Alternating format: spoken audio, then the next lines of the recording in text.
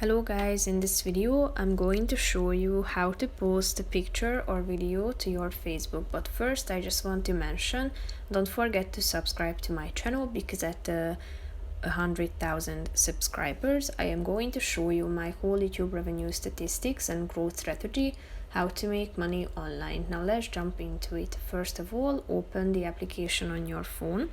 After that, click on this home button down below and then click on the what's on your mind bar at the top of the screen.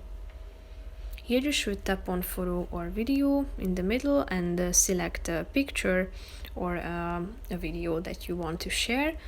Click on the done button in the upper right corner of the screen, and as you can see, the two photos or videos have been attached.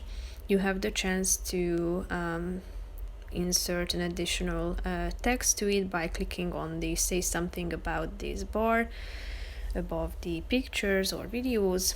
Type it in. Here you can set the audience of your post, so you can select the people with whom you want to share it, either friends accept, so you can hide it from some of your friends, and so on. Click on the done button and then click on the post icon in the upper right corner of the screen, and then it will be posted to your Facebook. So that's pretty much it for this video, guys.